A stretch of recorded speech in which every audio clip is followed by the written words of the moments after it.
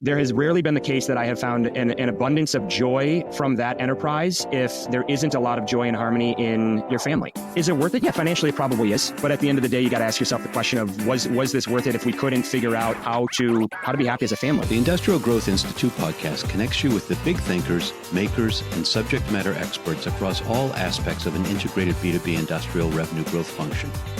From strategy, board oversight and transactions, through all the phases of manufacturing marketing, the complexities of industrial sales, and the nuances of marketing and sales technology and customer experience, I speak with guests who bring insights, innovative perspectives, best practices, and twists on traditional approaches. Each episode explores high-level thinking and in-the-weeds actionable tactics. If you enjoyed these discussions, then please help me out by liking and sharing the podcast, and especially by leaving a comment and giving a review. So with no further ado, let's jump into this episode. Welcome to the Industrial Growth Institute podcast. A lot of industrial companies are in transition across family generations, and that's wonderful. It creates life-changing opportunities, but it's also challenging. There's a lot of difficult conversations and difficult situations, and there's always family holidays to think about and juggling business growth and legacy and generational opportunity and more. And today's guest not only advises family-owned businesses on these challenges, but he lives the experience as well. Josh Gentine is an advisor to enterprising families with operating companies and family offices. Josh's work focuses on helping family owners navigate succession planning, establish alignment to the future direction of their enterprise, address conflict, and prepare the next generation of family leaders. Josh sits on the board of directors at his family's company, Sargento Foods, as well as a family-owned ESOP auto dealership group. And additionally, he runs, and I think his primary day job that we're going to dig into is running Bench Family Forums, a roundtable group, and in conjunction with his Bench consulting business for family executives in middle market and large cap family-run businesses. And he also recently launched Family.Inc., a platform for connecting families in business. Prior to starting Bench, Josh served as a managing director at Deloitte Consulting, where he focused on mergers and acquisitions, as well as helping lead the design of the Deloitte Consulting's global talent operating model. He got his undergrad degree from Notre Dame, his MBA from UNC at Chapel Hill. He actually went back to Notre Dame following his MBA to study philosophy and theology in the seminary there with the intent of becoming a Catholic priest. Then, other things happened along the way we'll talk about a little bit. He's accredited as a Hogan certified, Gallup certified, and ICF certified coach. He and his wife Meredith have 2 young children, and they live in Charlottesville, Virginia. So I've been really excited thinking about this conversation. I know it's going to merit lots of shares and comments and likes, and for good measure, a subscribe while you're at it. So I'm looking forward to kicking it off, and welcome, Josh. Thank you for joining me. Thanks for having me, Ed. All right, we're recording this January 8th. You probably still have a sugar high from the Sugar Bowl win over Georgia, and tomorrow's Penn State. So what's your state of mind? How you feeling? Any predictions? What's going to happen? I have come to lower my expectations when Notre Dame's playing in a big game. We haven't won a big one since '88. So I say you won a big one 6 days ago. We did win a big one 6 days ago. We've been living on a legacy, and I think we need to close this one out. I don't know what the line is today, but I think we're favored to win, and I'm optimistic, Ed.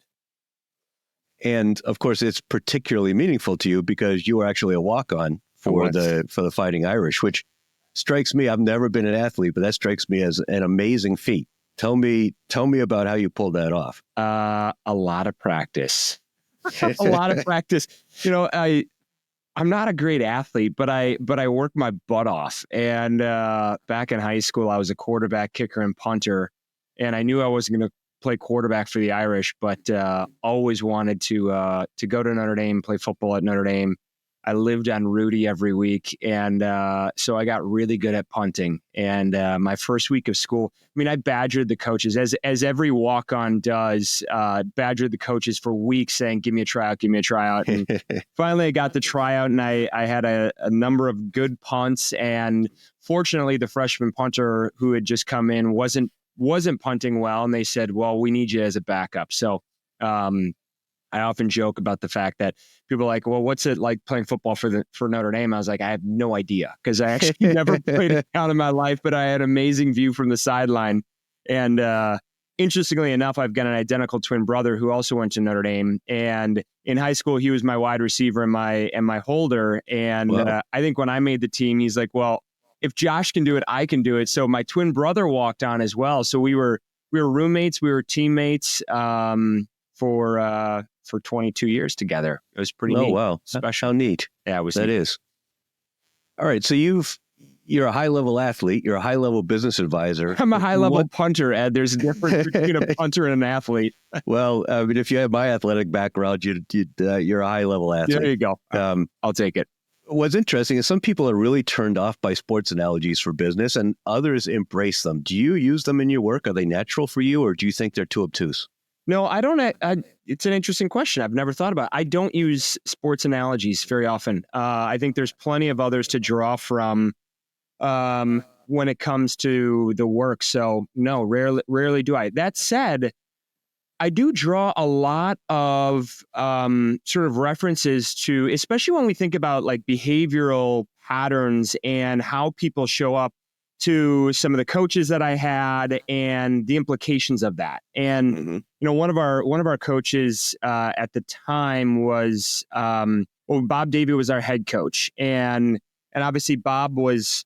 We did not have a strong record in Bob's era, and I look at the way that he operated with us and the way that his mind worked, and I also often draw parallels and say, hey, listen, you show up like this, and here's an example of this and how it motivates or demotivates others. So I'm pulling from a lot of that experience, but I don't do a lot of analogies from it. So kind of along those lines, then, one of the themes that's come from many of my podcast conversations is the prevalence of NCAA athletes and or military veterans leading organizations and leading thinking in some important areas. My guess is that probably doesn't surprise you. With the businesses you advise, do you find that, or our family businesses tend to, are they kind of insulated from that? I have not found that to be the case with the families that I work with. And I don't know if there's any specific pattern that comes out of that, but no, I have not. It's most of the companies that I'm working with, they are operating companies. I'll do work with family offices, but most of them are operating companies. And it's generation 2, generation 3, generation 4, and as I'm thinking about that, Ed, I'm wondering whether or not, and this was my experience, if this idea of growing up in a family enterprise, if the next generation isn't influenced with this idea that I'm going to come back to the business, so I need to study business, I need to follow this path, I need to get the experience to come back, and the idea of going outside of that path isn't necessarily encouraged. If I think about the military, for instance, it's not necessarily encouraged, especially if the leading generation is saying, hey, I'd like the succeeding generation to be a part of this. Right. And if you're the succeeding generation, it's like, these are the things that you need to do to prepare yourself to come back to the business. And it's rarely going to be enter the military. Never thought about the collegiate athlete side of it, but if I look at my experience, I certainly wasn't encouraged to explore a lot of options. I was definitely pushed towards doing the right things necessary to come back to the family business. And when you're young, you take a lot of the advice and recommendations from your parents. And I followed that, and it created a lot of friction later on down the road. But that's just what I did. So it's kind of an interesting thought. I'll have to explore that. Yeah, I mean, a lot of what you alluded to, I think you call it working your tail off, just practice, that grit. Fundamentally, some of those character attributes that those two experiences, high-level athletics and military, often cultivate, but also they resonate with people who kind of naturally have that within them and help them to develop that even more. To your point about a clearly defined path, some companies obviously have a formal expectation that family who wants to join the business will go and do other things first. I mean, maybe it is go into the military, then do an MBA, or go work at another company, or learn how to sell somewhere before you come back into the finance function or something like that. Do you encourage that, or is it really just subject to the way the family thinks about it? I encourage it all the time, Ed. I think it is one of the most important aspects of somebody coming back into a family enterprise is having that outside experience. And it's not because you want their necessarily to have their perspectives from a Johnson & Johnson before you come back into a consumer products family business or something like that. There's value there, no question about it. But I think the more valuable element of that outside experience is you don't have a safety net. The reality is when you're in your family business and you are a family member, you are treated different. Even if you encourage everyone to treat you like anyone else in the organization, it's not possible. It's just not possible. And so there's always this safety net. It's always this sort of synthetic experience, and you're never going to get beat up the way that you need to get beat up to build the confidence you need to ultimately lead in the future. And so I was actually just meeting with my cousin Louie and going through some of our fourth gen planning that we're working on, and we doubled down on that again and said, yeah, this is necessary, and make it very clear to everybody that it's not that we don't want you to come back. We do, but we want you to get that experience and learn from others who aren't part of the family business. So maybe the military is something worth beginning to work into that matrix and suggest it as an option to people, perhaps. No question.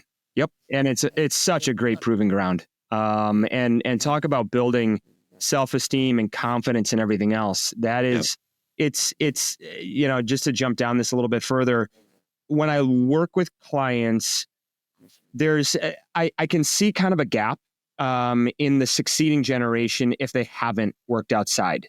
And while they may come off as confident and so forth, it's a bit inauthentic, and they're trying to play. Oftentimes, not exclusively, but oftentimes they're playing a role that they know that they're supposed to be playing, but it isn't genuine, and it's really hard to develop your own self-esteem, self-worth, self-understanding when you're in that environment, because you're always under the spotlight. Right. Yeah. Well, we're going to come back to your early years, and you definitely didn't play the role that somebody mapped out for you. I tried to, though, Ed. I tried to. All right. Well, you can tell more of that story in a minute, but sure. I want to dig into your entrepreneurial instinct or itch. I mean, you started a mixer company, you started an olive company, you started Lonesome Labs, you started the Big Cheese, you started Bench Consulting, you started Family Inc. You start stuff. And, is that just Josh's personality? Is that because you grew up in an enterprise that had started and created security and opportunity for people? Where did that come from? I think it's a combination. I think there's no question that I've been fortunate enough to have the opportunity to start things because I have had that security and some of the resources and access to resources to do things. And so it's an unfair game in many respects in that way. That said, I am definitely wired like my grandfather and my father, and have an entrepreneurial bug. And I've gotten much better, and I'm constantly talking to my colleagues about my need to say no more often. But yeah, it's the way that I'm wired. So if I look at sort of the arc of those experiences, the soda company, and then you say olive, it was actually a chocolate company, but we were doing like olive shaped chocolates for garnishes.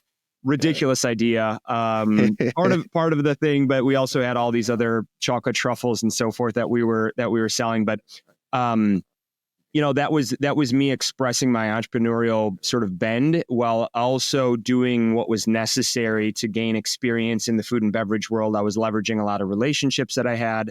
So there were synergies in that experience. And as I look at some of the stuff I have done since, and in particular, Family.Inc. Family.Inc. is a platform that was designed to serve enterprising families and create a place for resources, for connection, for building community, which is often what I have found clients are looking for. It's like, well, how are you doing it? And how are you doing it? And we're doing the same thing in our family. And at Sargento is leveraging the experience that other families have in building their family businesses. So trying to create a platform for that. It is still very much a work in progress. I think 2024 was a testing phase, and we found a lot of things that don't work and some things that do work. And so this year we'll be modifying it, coming up with a different brand, and just iterating what that's going to look like. And I'll also be using it and do use it with my clients. So it's if I look at the entrepreneurial sort of angle, it's a part of who I am, but I think it's also informed a lot of the work that I do with clients. And there's an entrepreneurial gene, and it is passed down. And I see it with my clients, and fortunately, I can relate to that and can talk about the pros and the cons of that because I've gone through the pros and the cons of that. Right. So, I think of growth versus fixed mindset often when I think about that entrepreneurial instinct. And you need both in a company. You absolutely need both. But I tend to be growth mindset. I tend to be more entrepreneurial, and it really stands my hair on end when I have to sit there and explain to a fixed mindset person, why we can't worry about process right now, why we need to do something different. I'm sure that you see that a lot in the family counseling that you do. I do. And in fact, a core part of the work that we do with almost every client, in fact, I probably won't take on a client that isn't interested or willing to go through this exercise.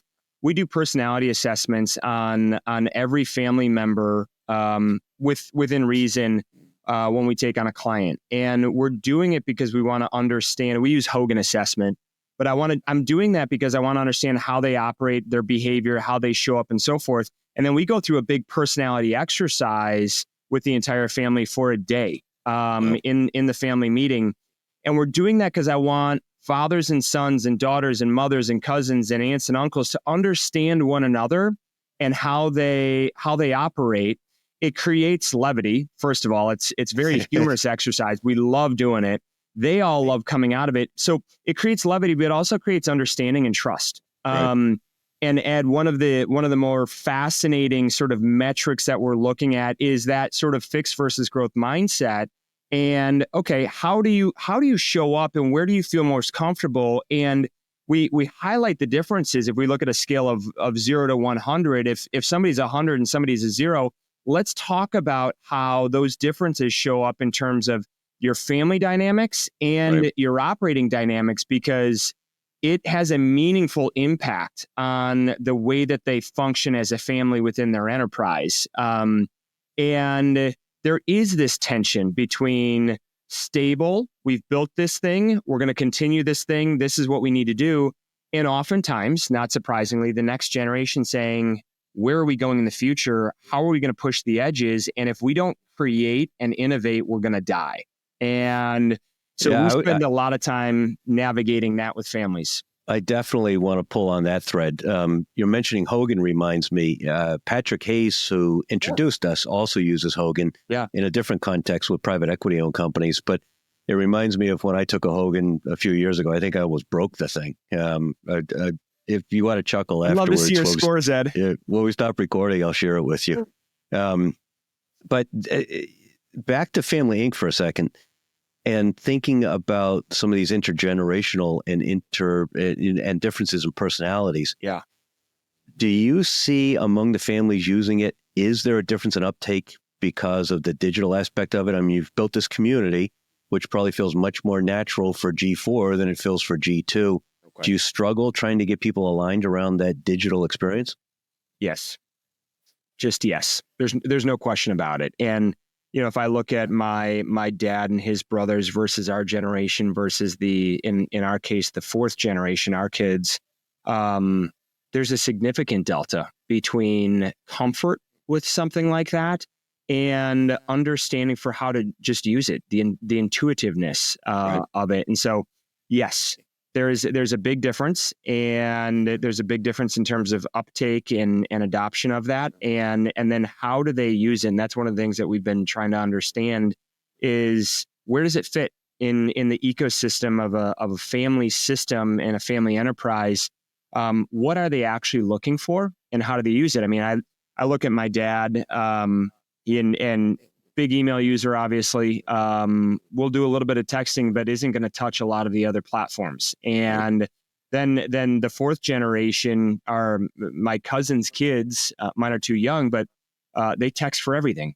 And that's just foreign for a lot. So there's an evolution, and it's going to continue and accelerate, frankly, with AI and how that's being used to sort of facilitate communication, messaging, and getting work done.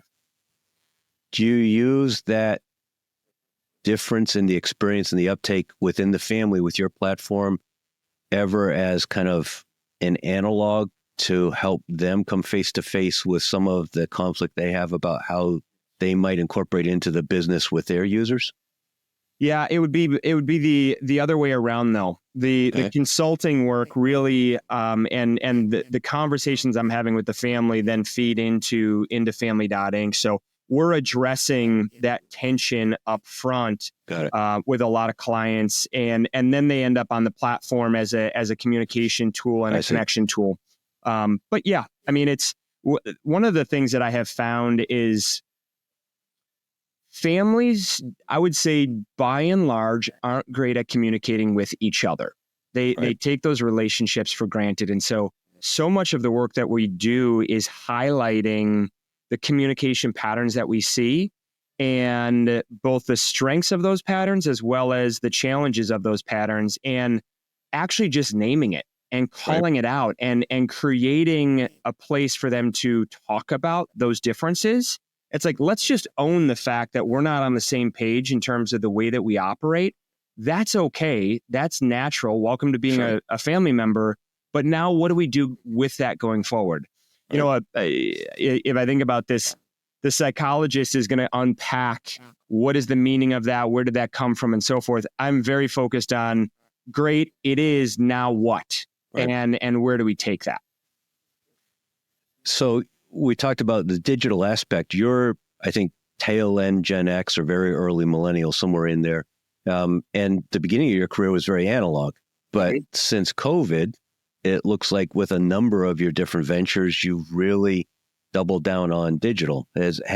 How have you made that journey, and what lessons have you learned that you're sharing with others that may be struggling on how to go more digital? I have, if I look at the other sort of companies that I've started and things, it very pieces and parts, very consumer products.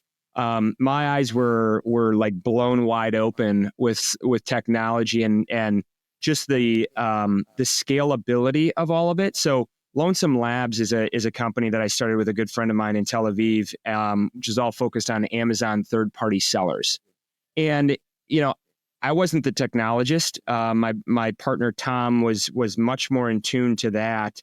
And in going through that journey, which I'm still going on, we've got I think this week we hit 60 million solicitations, Amazon orders running through our system. And well, congratulations. Yeah, thank you. It's I've learned a ton, and as I sort of, I'm not sitting on the sidelines a lot with that, but as I look at that from the outside in, more as an investor than an operator, and I look at what we're doing, it's definitely helping me understand those individuals who are very technology minded and understand those systems. And Family.Inc., I've used a lot of what we learned at Lonesome Labs for creating Family.Inc. and how we market it and how we're addressing sort of the opportunity set with clients. So it's been a great experience for me, and it definitely is giving me another dimension when I work with clients who the next gen is they want to start stuff. They want to explore that. And while I've gone through several iterations on the food, beverage, consumer product side, now I've got this other tool that I draw from on the technology side, which has been really helpful. It sounds like an angle for us to take in a minute when we talk about independent directors and some of what you might expect an independent director to contribute to oversight and governance and strategy. But let's go back. I really want to pull on the thread that you alluded to about, in terms of governance and strategy, this change in the way that people are buying, And the fact that, those communication challenges and intergenerational differences in a family business can magnify some of the issues that arise out of that. And, it feels to me very strongly, I believe very strongly that we're seeing not only cyclical, but fundamentally secular changes with a big shift to digital that the previous generational leadership may discount, may not fully understand, may not want to embrace, may feel threatened by, whatever the case may be, whereas rising generations probably do embrace it. But then there's this problem where their first remit is to do no harm, to preserve the legacy, don't screw it up. This has gotten us where we are. It's created our lifestyle. It's created this security. It's created jobs for the community. It's created this anchor in the community. It's done all these things. So yeah, I hear you talking about this cool stuff you want to do, but you better not do something that's going to screw it up. So long, rambling question, but how do we deal with that? Yeah, if I think about what I'm going to call the leading generation, I'm going to kind of target, let's call it 75 to 60, somewhere in that band, right? What I have found is that there is an understanding of the need to evolve from a technology perspective within their organization, regardless of the industry, whether you're making cheese, distributing beer, wine, alcohol, or making widgets. There has certainly been enough noise and signal to indicate that we need to do things. The question becomes the embrace of the change necessary to implement those things. Yes, right. I know we need to do it. How, when, and what are the implications? And so what I have found is that, especially in family businesses, they're not going to be necessarily tip of the spear. They're going to be followers, not leaders, when it comes to implementing technology solutions that create scale, efficiency, and so forth within their organizations. And I think that is natural because there's the reality that they're not beholden to shareholders and the public markets the same way public companies are. And because you can take a generational approach to the decisions that you're making, or let's just say a decade approach to the decisions you're making, it changes the calculus, it changes the way that you approach analysis and sort of the responsiveness necessary. So I think that sort of laggingness in the evolution of an organization from a technology perspective, in some ways can be a competitive advantage, because you don't need to make an immediate change. You're not beholden to somebody who's looking at your quarterly return saying, you need to find efficiencies, you need to find efficiencies. You don't necessarily need to find efficiencies right now. You can take a much slower approach to that and make sure that you're doing it the right way while preserving culture. And that change management piece might be a little bit easier. Let me put it this way. It's harder in some respects because you have a very ingrained sort of fixed culture that is really predicated on the family. And so that makes it hard, but at the same time, you can take a longer term approach to the changes that you need to make. So. And technology is an easy example. I mean, the number of $300 million privately held, family owned industrial manufacturing businesses that I've seen that don't even have a CRM, just absolutely blows my mind. But it's not only technology, it's also business model. I mean, thinking about recurring revenue and thinking about some of those other kinds of things that are much more common now. It requires a lot of, I'm sure, therapy, which kind of brings us to Bench Consulting, which with all the things you got going on, if I understand correctly, that's your primary business, right? Bench is where 95% of my time is spent. All right. So tell us a little bit about Bench and what you do. Yeah. Bench is really focused on three buckets when it comes to family enterprise. And when I say family enterprise, I'm referring to families with operating companies and or family offices, a portfolio of operating companies, whatever it might look like. Focus on three things. The first part is alignment. And by alignment, I mean helping a family get on the same page for what is the purpose of this asset? How are we using this asset? Are we investing into it? Are we not investing into it? What is it for? And what do we do with it? So that alignment piece. Then there's transition, succession planning, and helping families navigate that process.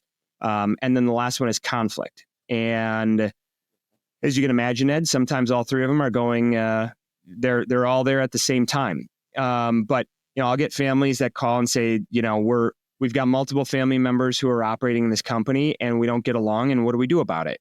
And so it's a case of unpacking that. If we look at succession planning, it's okay, how do we do this? How do we do this the right way and keep especially if there's multiple family members involved in the business, how do we make sure that we do this the right way from both a business perspective as well as preserving the harmony of the family through the process?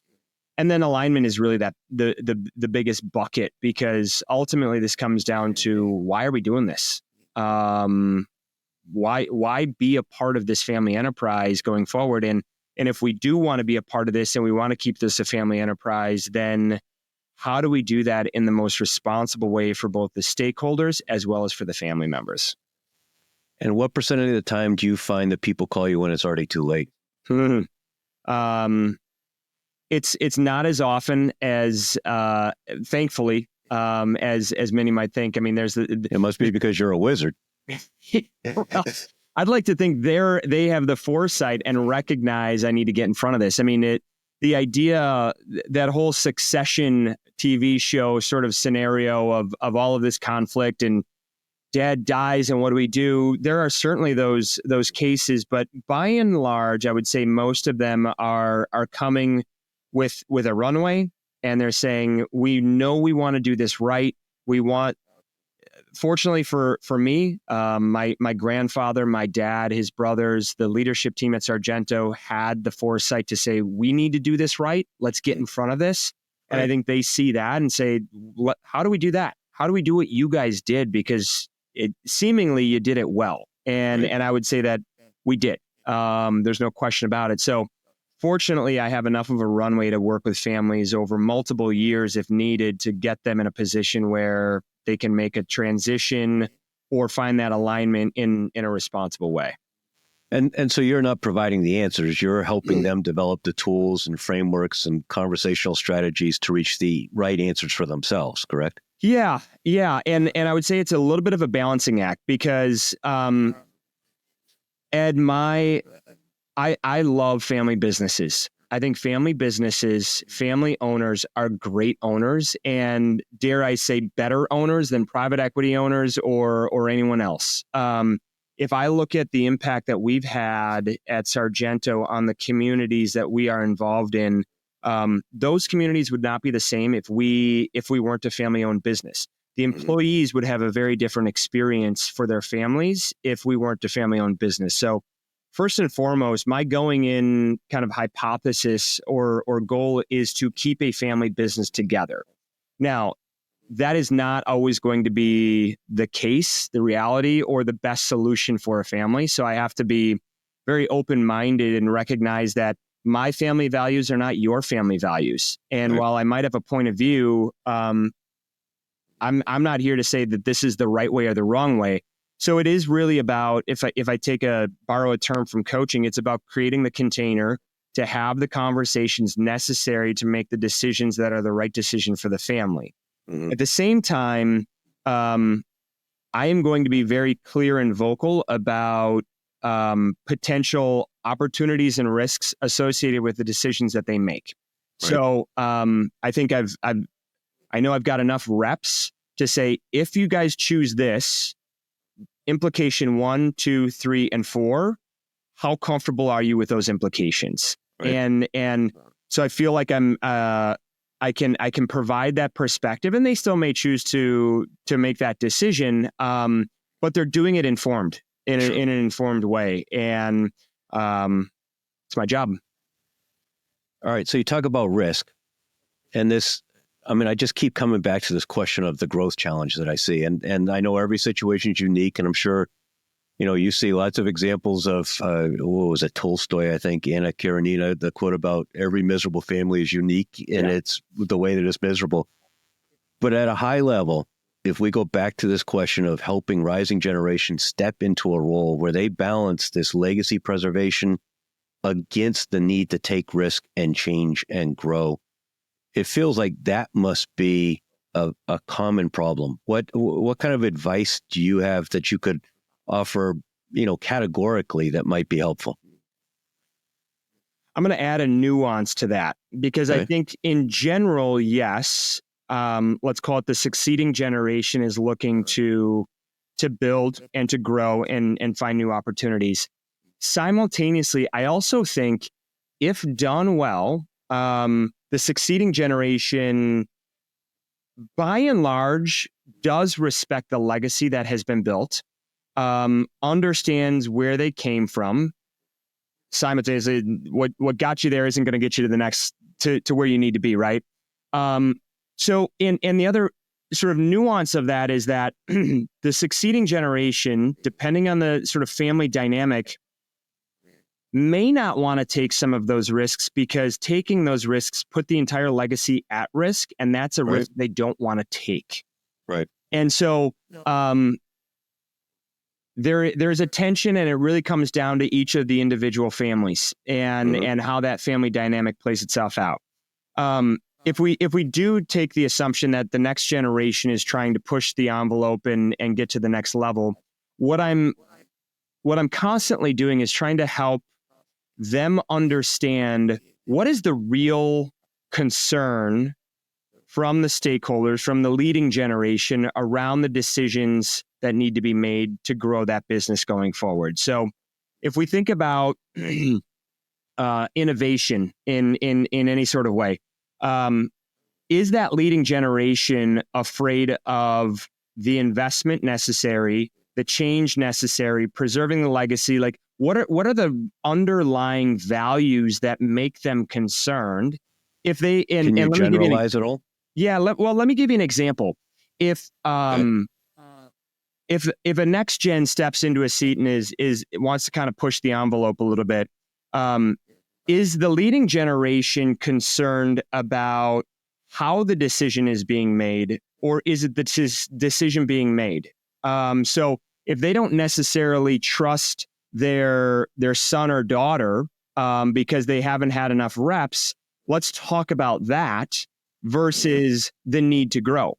So it's parsing out the why behind some of the tension between the leading and the succeeding, and understanding that you can often build systems and processes to build that gap. So if the next generation wants to come in and say, we need to go in this direction, and the leading generation is pushing back, why are you pushing back? Is it because you don't believe that that's the right solution, or because you don't believe that they can actually lead that going forward? And so it's pretty nuanced in terms of that sort of the emotional tension and the understanding of why. Right. And once we can get to that, then we can build systems. So it might be a case of saying, well, listen, if you don't think it's the right decision, we just need to gather more data. Let's understand. Junior might have a good gut feel about this, but Junior, guess what? You're going to need to bring to dad or mom a lot of data, and let's understand why you have to do that and how you alleviate. Because Junior is sitting over here saying dad's stubborn, right? Dad's not stubborn. Dad just needs to understand that decision in a way that you don't necessarily understand right now. Right. And so we're trying to highlight that whenever possible. So back to some of that Hogan work that you're doing initially. That it's the reason I do it. Right. And we come back to that constantly to say, you guys approach decisions. You're intuitive, you're data-based. So recognizing that difference, let's talk immediately about the fact that, hey, Junior, you're going to have to bring more data.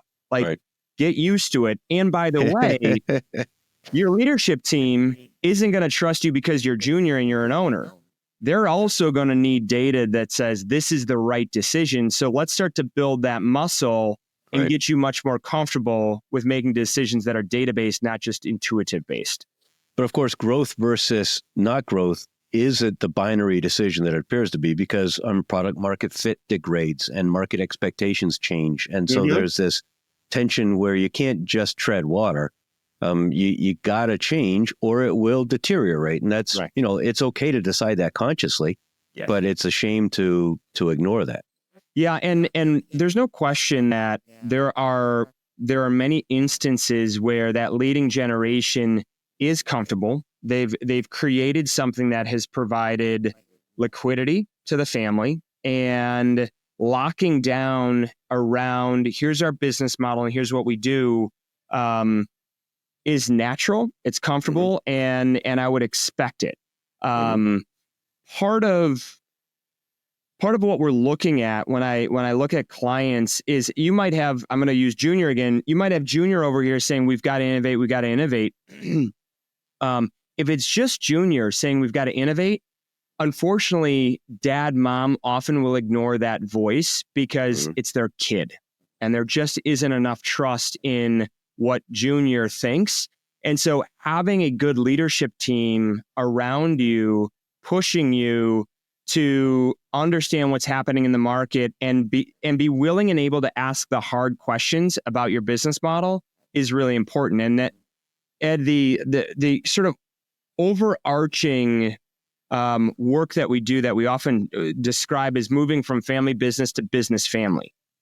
And family business is dad makes all the decisions or mom makes all the decisions, and then the next generation comes in and the pattern repeats itself. Moving to a business family is about surrounding yourself with really good team members who have the ability and confidence and the right to push back on that leading generation. And so having other voices in the room, we're often highlighting, and this is one area, Ed, where I will speak up in my client work. It's like, hey, listen, I'm seeing it. Your team is seeing it. I've done interviews with everybody. You do need to change. Right. And I'm going to call that out, and that may be uncomfortable, but let's talk about it. So I'm struck by the irony in that in many of these companies, they're founded by people who worked for somebody who refused to change, and they said, screw it, I'm going to go do it myself. And they started this business based on innovation. Totally. And then 2 generations later, suddenly, no, we've got our model locked down. Yeah. Well, and it's almost bifurcated. You've got the entrepreneur who starts something and can never turn it off. And kids are like, Dad, or Mom, just stop, stop. Right. And they're trying to put the governor on it. And then there's the others who are like, I can't get you to move. And those are 2 kind of common archetypes of what we're dealing with. So you talked about these other people that bring gravitas and experience and reps and can weigh in on some of these conversations. Certainly that can be hiring outside executives and make them part of the senior management team. But it also goes to the question of board governance and independent directors, which I think is another area of focus that you work on with companies. And obviously, there's this problem of struggling about relinquishing control to a board that includes independent directors. On the one hand, I get it. I completely understand that. Yeah. On the other hand, there's so many examples and resources that illustrate the value and feasibility. Do you find is that resistance declining, or is it still as strong as ever? No, it's not declining, and it is hard to relinquish control and have some sort of oversight when you're the family CEO for 30 years. The idea of having somebody watch you, kind of look over your shoulder is not a comfortable feeling. Right. That said, I think there's a common misperception or idea that like they are looking over your shoulder. That's not the case. And I am a huge advocate for building a board of directors in almost any organization, whether it's fiduciary or advisory, formal, informal. On the advisory side, is up for debate on what the company needs, but an advisory. So to give you we have a fiduciary board. It was started many years ago, and I would say it's been one of the catalysts for our growth and our ability to stay connected as a family with the enterprise. Because those independent directors, our board is made up of 4 family directors and 4 independent directors. Those independent directors are able to sort of carry a lot of the weight as it relates to decisions related to the family in the business.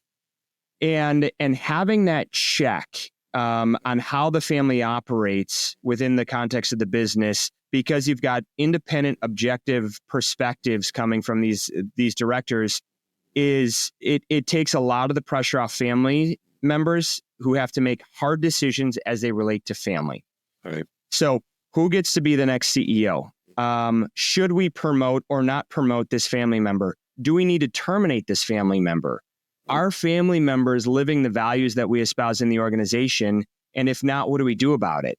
Right. And if you have a family member who's in a leadership position and has to make those decisions, you're going to create tension and friction and potentially a lot of conflict within the family by doing what's necessary for the organization. The independent board members and those directors can shoulder that. And that's, in fact, Ed, I was just mentioned earlier, working with my cousin Louie and my cousin-in-law Mac on our 4G planning. The other thing that we're implementing, which is we stole it from others. We're not the originators of it, but we're creating a professional development committee that is comprised of our independent directors.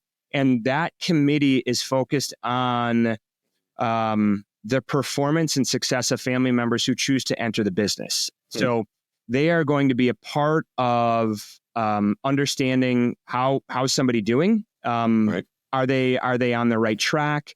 Are they doing what they love? And are they finding their passion within the organization versus just trying to be the CEO? Right. So we're going to be relying on that committee. We have relied on a version of that committee when we went through G2 to G3 succession planning, where my cousin Louie ended up taking over. And so I think it's a really important element. And the barrier, Ed, I think is less around somebody looking over their shoulder, especially when you start to break down that isn't necessarily what's going to happen. I think the bigger barrier is I'm running a business. I've got a lot of things going on. I've got my family to deal with. And now you're asking me to create a board of directors that's going to interface between the family and the business. Like that is it's a big ask. And it's one of those things that might be important, but it's not urgent. Right. And so what we are constantly trying to do with our clients is help them recognize the value of that board and especially the independent directors.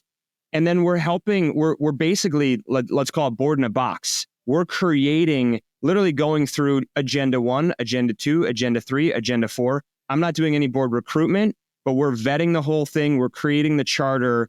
We're making it as easy as possible because we realize it's such an accelerant to family harmony and business success. Sometimes it's not only loss of control, but companies also cite the cost. Sure. And it's not expensive. I mean, no private director is getting wealthy from doing that work. Oh, but a lot of people think they're going to when they sign up, but they're not. Right. Do you have a rule of thumb? At what point is it number of employees or amount of revenue or number of family members or the generation? Is there some inflection point that you think a company really needs to embrace independence? As early as possible. Okay.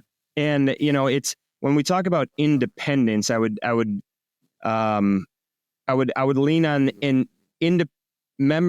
independent members of that board, because it's going to be comprised often, and I don't think I've found a situation where it isn't. There are going to be family members on that board, and you're going to ideally have those independent board members. But I think if you're a $25 million organization, you should have a board and you should have independent directors that are helping you think through your problems and the challenges that you have. They're bringing amazing perspective from their experience if you recruit the right people. Right. And they're going to be, again, predicated on recruitment and who you're selecting. They're going to have the confidence and the right to push back and challenge you around your decisions. That doesn't mean they're making the decision for you, but they are holding up a mirror and a lens to make sure that it's the right decision. So that not making the decision for you goes to the whole nose in, fingers out sort of an argument. One of the gaps that I see, I work primarily in the industrial space where a lot of these families are very traditional. And so there are people that made the product, innovated the product, bent the steel, welded it, did the first installations, all that kind of stuff. But there's no contemporary marketing or sales experience. And with this trend toward digital and with changes in buyer behaviors, that feels to me like a huge blind spot. And so somehow, I believe the answer is independent directors to to try to reconcile that gap where the board isn't doing the digital marketing, the board isn't selling, but the board, I don't believe, can do proper oversight if they don't have the fundamental knowledge to ask the right questions, engage the answers they're getting back. I would agree with that. And I also think, Ed, it goes back to this notion of moving from a family business to a business family. Mm-hmm. A business family goes out and recruits the right people, even if that's challenging to do, and there's an uncomfortableness related to that. And if you think you can get it all kind of organically through the organization, but your industry has changed, and you need to move in that digital direction, then you got to go out and find somebody and then lean on their knowledge. And you said it earlier, growth mindset versus fixed, as it relates to that. And I think, if that isn't happening, and you have independent directors that can come in and push and lean and say, well, what are you doing this? Are you doing this? Are you doing this? Those questions need to be asked. Right. Yep. Let's talk about servant leadership. This is not a term that I remember seeing in any of your stuff, but my anecdotal impression is that many family businesses that have thrived because of a mindset of servant leadership to the family, to the employees, to the community. And that seems kind of core to your approach. I mean, you joke around about how you broke the mold and you surprised everyone. They assumed you were going to the family business, but then 3 years of Peace Corps kind of work through Galapagos and Tanzania and United Way, and then seminary, and then MBA, and then back to seminary, and then talent management. And now you finally found what you're doing, but it feels like a consistent thread is that you're helping develop this mindset of servant leadership within companies so that they are serving the family, serving the employees, serving the community. Is that fair? That is fair. That's very fair. If you want to make God laugh, tell me your plans. Well, I'm a classic example of that. I wasn't sure where the hell I was going. And when I did my first engagement with a family, I realized that I could be in many ways a pastor, or I had to be in many ways a pastor and a strategist, and I'd lived through it. And I think I am so fortunate, at least based on my beliefs, I feel very fortunate to have a dad, an uncle, grandparents, and frankly, a leadership team at Sargento that embraces this idea that we're stewards of this organization. And yes, it's our business. But in our case, call it 2,600 families rely on us to make great decisions. And because we're in a small community, the community relies on us to make decisions that are not predicated on the wants and needs and desires of us, but it is very much a stakeholder mentality. And we are a faith-based family. We talk about faith openly from a corporate perspective. And we're not going to thrust that faith on others, but we also believe that to those who have been given much, much is expected. And that means sometimes we need to put our wants and desires on the sideline for the good of the organization. And I also think that servant mentality, maybe especially these days, can and is a competitive advantage for us. If I look at the war, but I would submit because it's genuine. There's a lot of faux servant mentality that floats around out there. Valid. I look at the war for talent and how difficult it is. And if I look at Sheboygan County, where we're based and a core of our employees are based, who you work for matters a lot. And the culture that you're a part of matters a lot. And I think by and large, people want to work for an organization that recognizes them and cares for them and is going to do what they can within certain bounds of making sure that they develop, grow, and are successful. And we are hyper focused on that. And I think it makes us one of the best employers in our community and certainly the state. And because of that, we've been able to grow. We've been able to get the talent when we need the talent. And if we couldn't, we wouldn't be in the position we are. Right. Now, I say all of that. My I'm speaking as an outsider and merely as a board member. I think my cousin Louie and the leadership team, hats off to them, and they're so deeply embedded in understanding all of that. But I think that's probably a sentiment that's shared across the organization. Between your bench consulting work, running Family Inc., serving on several boards, being a dad, I see that you still read a ton. Your list of resources covers quite a range, from O.G. Mandino with The War of Art to Green Lights and The Wager. How do you decide what you're going to read next? Sometimes I feel like I need to be in that growth mindset, and my wife gives me a hard time. She's like, yeah, you're constantly reading this self-help stuff, and just how I'm wired. So there are seasons in a year when I feel sort of a gap in my own growth, and I'm not growing, and that's when I find myself leaning into resources like that. And then the other side of it, I just enjoy reading. And how many books do you have going at a time? Usually only one. Really? One at a time. But either so. God, it was before COVID. This was probably 2018, 2019. I ended up taking a speed reading course, Ed, and I just wanted to consume more material, and I couldn't get through it. So I took this course. It was a game changer for me, and it helped me fall in love with reading, and I found I was comprehending more, and I was getting through more material. So between reading and audiobooks, I'll try to get through at least something a week. And sometimes it's fun. I mean, if you look at the resources, I've got some ridiculous books that have nothing to do with the work that I do. But I do find, and maybe this is just kind of how my mind works, I get so much inspiration from the stuff that has nothing to do with what I'm doing. Right. And it's the outlier books that I'm like, oh my God, that Winnie the Pooh, man, there's something there, you know? Right. So I read what I love. Do you assign reading homework in your work with families? I will. Yep. 100%. I think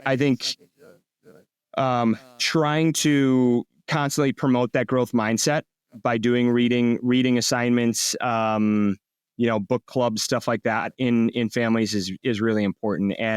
And if they can get one nugget out of something, often that's enough. So, have you ever seen a board that does a regular group read as part of its activity? I never have, but it feels like it would be a good thing to do. I have not, but I love the idea, and I might present that to our board. I think it's a great idea. And don't answer if it's uncomfortable based on conversations that you've had, but do you have an initial reaction when you encounter somebody who's aspiring to lead a family business who you realize just never picks up a book and reads? No. I don't. I found many successful individuals who don't pick up a book and read, and they just they consume things differently. I'm kind of an introvert. I definitely recharge on my own, and reading, writing, just sitting and thinking and meditating, praying in my case, is my way of recharging. For others, they're out, they're talking to people, they're gathering information and perspectives and new ways of doing things from constantly having conversations with people. So I'm more interested in how they apply what they know and how they're consuming things than the method by which they do it. Got it. In addition to reading and praying and writing, how do you reset? Are you still into athletics? I am. Well, not much of an athlete. It's amazing. I joke that I should have. The whole idea of country club sports is a much better pursuit when you're young because you can play it the rest of your life. I haven't punted a football in a very long time, so I still work out. That is if I look at my rocks and the things that are most important. I just had this conversation with my wife. Staying healthy and working out makes me sane. And so given where I'm at in my life with an 8-year-old, a 6-year-old, businesses, family going on, I'm pretty focused on my faith, my family. I would say business comes third for me. I will put things aside on the business front to focus on my family if needed. And, I don't want to be the cobbler and my kids have no shoes. And so that's really important for me. And then obviously friends and some of the other things, but I'm pretty one-dimensional at this point just because that's what's needed. Got it. You talked about alignment being an important part of what you do with your work as bench. Yeah. I don't often hear companies or families that are running companies have a serious conversation, and it may just be, I'm not privy to it, but my sense is it doesn't happen that often, where they sit down and they basically look at the return on equity and compare that to the advantages and disadvantages of running a business, just because there's so much wrapped up. This business is who we are. Correct. Not only the lifestyle and the community and everything else, but that's too painful a conversation. Do you ever recommend to clients that they really take a very sober look at what they're generating return on equity? 100%. Yeah. I think it's irresponsible not to. I agree. There is a balancing act between looking at that number and looking at the impact that you're making on a community and so forth. And it's never going to be this perfect, black or white answer, but yeah. And especially, Ed, if there is a lot of friction in the family and it's hard to get alignment, I can't help but sit back and say, why are you doing this? Like, yes, I know that your grandfather's grandfather started this organization and there's a lot that's meaningful there, but it doesn't produce a lot in terms of that return and it's creating friction. What do you want? And why don't you take your chips off the table, invest it over here with a much higher return, and you guys can still hang out at Christmas? Seems like a good move to me. So I will make that recommendation, or I will pose that question when I see, and sometimes even when it doesn't make sense, and even when there is harmony and there's a good return, it's still the question of, why are you doing this? Well, it's a strategic option that the board, going back to the board, ought to be pushing ownership to consider. Correct. Yep. All right. So you once carved a portrait on a block of cheese. So I hope you'll forgive at least one who call it a cheesy line. But I got to ask, as I was thinking about your background in this conversation, I started to wonder why the expression is the greatest thing since sliced bread. I mean, the sliced cheese came after sliced bread. You must at some point have pushed for the expression to change to the greatest thing since sliced cheese. Well, let me be clear. I did not carve that block. When I had the big cheese, we did have somebody carve a bust of a comedian's wife as a social media sort of prank. The greatest thing since sliced cheese. That I wish we could pick that up and get that to be common vernacular, but we'll take what we can get. All right. On a more serious note, as an independent director stepping into a family board, particularly if you're the first or maybe the second independent director, that is a fraught situation. What advice do you have for directors in that situation? I think doing your due diligence on the family and asking the family before stepping onto that board or if you're already there, but I guess simultaneously, but help me understand your family dynamics. What's working for you guys? What's not working for you guys? How do decisions get made within your family? Understanding that the decision rights and how things actually happen, I think is a really important question because it's really difficult for you to sort of govern as a director if you don't understand how those dynamics are playing themselves out. And families usually don't want to air that dirty laundry, but it's a really important element and probably the most important element for how that business operates. I mean, understanding how decisions get made within a family, in a family enterprise matters a lot. So I think understanding the family dynamic and understanding what is the actual desire of the family as it relates to your role as an independent director? And making sure they're aligned. Yeah, that's exactly right. I mean, I definitely see the situation where you have directors that come in and the family brings in these independent directors because they feel like they're supposed to, but they're not bought into it. Right. And so you got to understand that. And as that independent director, if you get on the board and you realize that the board is really just disregarded, as a formality, check the box, have a meeting, but none of the recommendations are being embraced, how long do you stick with it? Can you change her from inside, or do you suggest that the family call Bench Consulting and Josh, or do you resign at some point? Well, I'd always like somebody to call me for my business.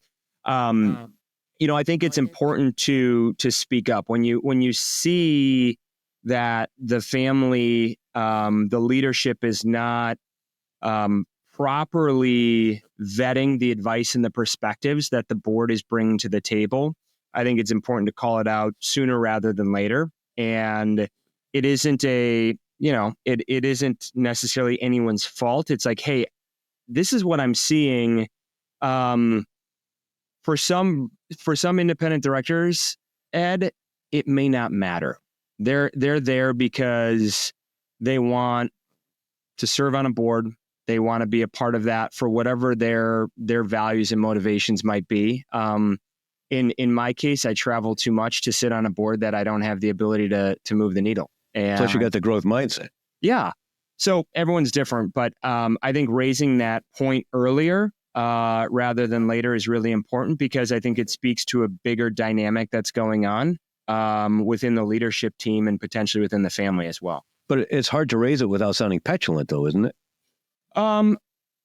No, I don't think so. No. I think it's a case of exploring it as a question, not raising it as a complaint. So it's like, what I've noticed is the board provides a lot of perspective and challenges you in these areas, and we're asking for these things and you're not bringing them back. Help me understand why. What is the tension there? And is it something that we're doing as a board that you don't feel comfortable with? Or is it that our perspectives aren't resonating? And then why? Do you feel like we don't know what we need to know to help you make decisions? Or do you feel uncomfortable taking perspective from us? And I think raising it in a very sort of like matter-of-fact way, right, isn't about complaining behind somebody's back, like, hey, why don't you listen to me? It's more, let's understand the why behind what's going on here, because we may actually find that you don't trust our decisions because you don't feel like we know enough about your industry, in which case, let's lean into that. Let's build some better onboarding programming so that we can get up to speed, and what would make you feel comfortable going forward. Do you recommend a lead director to help interface some of those conversations? Possible. If possible. Yeah. And whether it's, if it's a lead independent director, whoever's the chair of the board, there's a number of different dynamics, but I think the independent directors having conversations about those dynamics, if they come up, is an important conversation, and it's not a punitive one. It's more of a curiosity and hey, if we can add value, great, and if we can't, like, let us know. And then we either have to do something as your independent directors to help you build confidence in us and our ability to help you make decisions, or we need to make a change. Right. Yep. You said earlier that you don't see huge differences across industries. I don't remember the exact context in which you mentioned that, but I do wonder. Obviously, you're active in food and retail. You're on the board of a tech company, or maybe a couple tech companies. Are there any? Are the family business challenges just absolutely ubiquitous, subject to the uniqueness of each family, or are there any industry differences? I would say it's the former, less the latter. Okay. I think there's more commonalities than there are differences, and it's industry agnostic in terms of sort of the family dynamic. The family dynamic has an outsized influence on what's happening in that organization. Yes, every industry is going to be different. Every industry has a unique dynamic that they've got to work through. Oftentimes people will say, well, my industry is so unique and so different. Right. It's not. Right. Yes, your challenges are unique to your industry, but it doesn't make it especially more difficult. Selling cheese is just as hard as selling SaaS services. So I have found, and maybe it's just because of the work that I do, that it really comes down to the family and the family dynamic. Speaking of commonalities, one of the most common situations I encounter is where the VP of sales is, a brother-in-law or somebody that's been in the company so long, they might as well be a brother-in-law. Yeah. And I use assessments to try to bring some empirical analysis to that fit, as opposed to just kind of gut feel and anecdotal stuff. What do you find in where you've got a very specific person? You talked about how the independent directors can, from a talent management perspective, provide air cover to the family. Do you have any other recommendations on how to manage that situation if it's the wrong person in the wrong job at the wrong time? Yeah. The sacred cows internally. Right. That is always, in fact, I was working with a client recently and there are a number of them. And I go back to this idea of, why are you doing this? What's the purpose of this business? And back to your alignment. Yeah. If the purpose of this business is to grow this thing for the next generation, then guess what? You got to make some hard decisions. And I will tell you that this is not the right individual. And it's a case of shining a light on that and helping them get much more comfortable with the fact that if we're going to go from here to here, we've got to do those things. And, sometimes there's transition plans you can put in place. I completely respect when there is a sacred cow in the organization. It's easy as a consultant to say, well, why don't you terminate this person? That's kind of BS. In a family organization, you can't just do that. Right. And especially if you're in a small community, you're a big fish in a small pond. Those are hard things to do. And I'd be a lousy consultant if I said, just do this because this is the right decision from an objective perspective. Mm-hmm. But highlighting the sacred cows, highlighting what does it mean and why do you have this? Is it a aversion to conflict? Is it an aversion to making hard decisions? How else are those things showing up? So almost illuminating that's a leading indicator of what else might be going on. Right. And so I think calling that out and helping shine a light on that is an important thing. And then talking about, if you want to go here, if that purpose is here, what are the things that you need to do? And sometimes it's about making transitions, and let's put a plan in place to make that happen. Back to assessments quickly. Do you ever get pushback on using those? I get a lot of people who are like, God, this is ridiculous. Like, I seriously have to go through this. Right. We had a client, did a recent sort of session with a large family. And, I would say well over half of the family going into the session, I was like, seriously, we're doing like a personality assessment and workshop. Ed, every single time I do it with a family, they come out and they're like, that's the best thing we've done as a family in a lifetime. And I think it goes to, it speaks to the fact that families, especially as they grow, they get more complex, people move to different parts of the world. They don't communicate.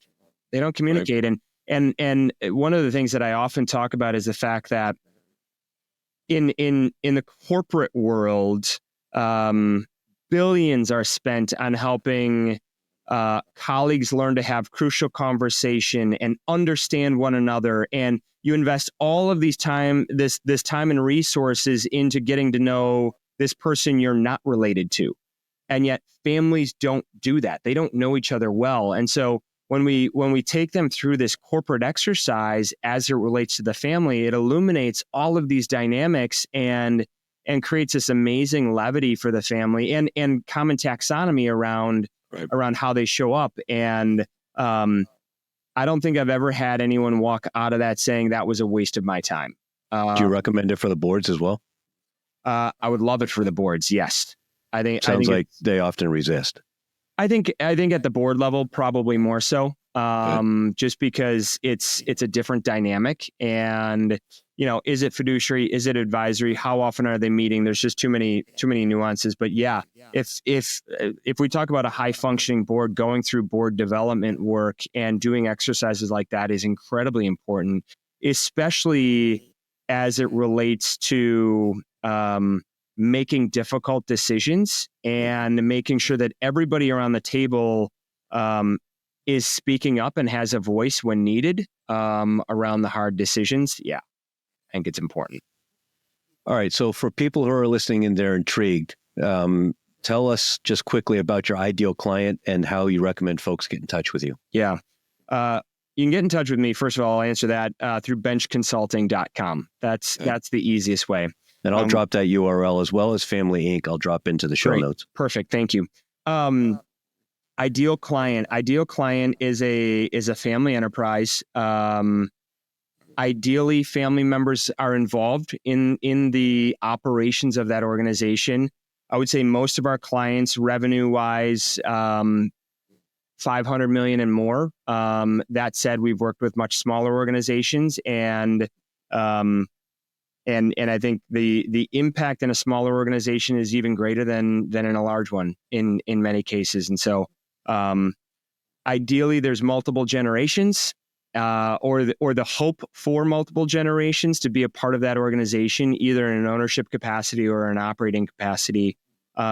Industry agnostic, geographically agnostic, but a desire to build a multi-generational enterprise and a willingness to lean into the work and the investment, I think is important.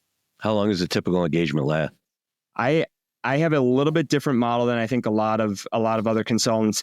I do a kind of a phase one project, which is 16 to 20 weeks. And we can do it in less time as needed. And that's around discovery, interviews, assessments of the family members, all the way through that family meeting. And coming out of that family meeting, Ed, are sets of work streams. And it might be governance within the organization, the family, next gen development. It can look like any number of things, but what I have found is that I used to sort of do a year-long engagement, a retainer basis, only to get into the work and realize that the initial hypothesis of what needed to be done isn't even close to what needs to happen. And so I don't want to charge you a ton of money for something that I'm not going to do and you don't need. So we go through this like 16-week phase one.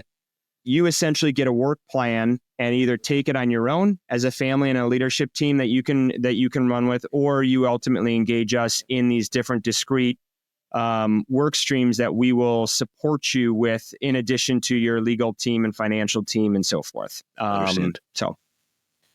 right. And then I know for anybody that happens to be attending the Private Company Governance Summit in DC in May, you'll be up on stage as part of a panel discussing talent. So it'll be an opportunity for people to connect with you as well. And my thanks to you, Ed, for connecting me to the team. Absolutely. Yeah. I'm looking forward to a chance to meet you in person. Likewise. So I'll drop the links to, as I said, Family Inc. and Bench Consulting in the show notes, and you share a ton of resources on both of those.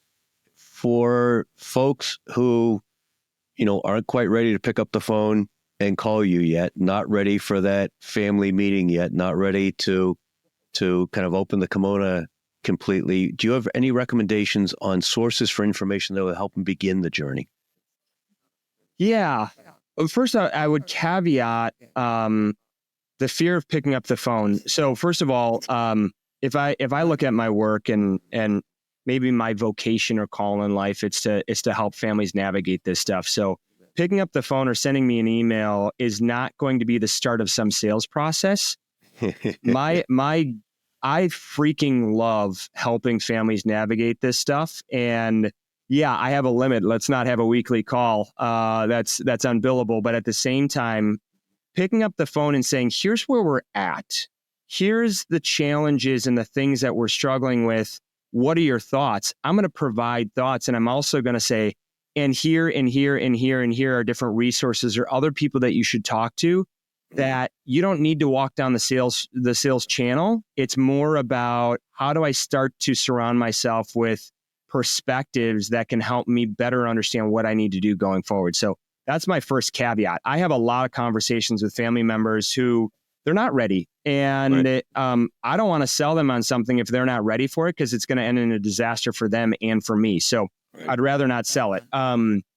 So that's the first part. The second part, in terms of resources, I think places like the Private Directors Association is an amazing resource for. Actually, I have my PDA shirt on I today. saw that for that. Awesome. Like amazing. And if you type in family consulting, family business consulting, you're going to get a ton of different resources. Explore them, see what resonates, see who's answering the questions that you're asking in your head and your heart. It's not hard. We're in the process of redoing our website, and we'll be building out a much larger, comprehensive resource library. Family.inc will have a lot of stuff going forward, but I think just start poking around, and the PDA is a great place to start. A lot of good resources there. Good. Yep. All right. Fabulous conversation. Try to take your years of experience, your personal experience, your professional consulting experience, this conversation, and wrap it up kind of 2 or 3 minutes for a privately held family business, industrial, if you can tailor it that way, looking at the next 5 or 10 years, not knowing what stage they're at right now. What high level kind of meta guidance would you offer about what's important for them to be thinking about? I think the first thing that I would say as it relates to that is invest in your family and invest in your family dynamics. You can build a successful enterprise, an industrial organization, but there has rarely been the case that I have found an abundance of joy from that enterprise if there isn't a lot of joy and harmony in your family. And is it worth it? Yeah, financially it probably is. But at the end of the day, you got to ask yourself the question of, was this worth it if we couldn't figure out how to be happy as a family? And right. So I would say, number one, invest in your family, lean into those conversations, and lean in with an open mind to understanding one another. And there are so many organizations that are successful because the family is dedicated to one another and building something that has sort of sustaining power. So that's the first piece. The second piece I would say is, and maybe the parting piece is really shifting your mindset from a family business to a business family. And that transition, which is the essence of the work that we do, is around governance. It's around systems, process, bringing in outside expertise. It's operating and thinking in a completely different way. And in doing that, it creates the sustainability that allows you to transition from one generation to the next. It is really hard to make that transition as a family business from one generation to the next, especially 2, 3, 4, 5, unless you have created a sustainable enterprise that can survive without the family member being in the lead chair. So embrace that mindset and what it means to be a business family. And I think just that perspective is enough of a catalyst for you to think through the different things you have to do. Fabulous advice. Thank you so much for joining me, Josh. This has been a pleasure. I've enjoyed it. You going to the game tomorrow, or you travel too much that you're going to just stay home and watch it on TV? I had a hall pass for the first playoff game up at Notre Dame. So I went to that one, which was electric, and it was fun to be back in the stadium. The big games I prefer on my couch with friends. All right. So with that, we're going to wrap up. Again, thanks so much. I appreciate everyone taking time to listen to Josh and I have this conversation. If you got something out of it, I'm sure you did, be sure to like and share and comment, and please subscribe as well. Thanks so much for spending time with the Industrial Growth Institute podcast.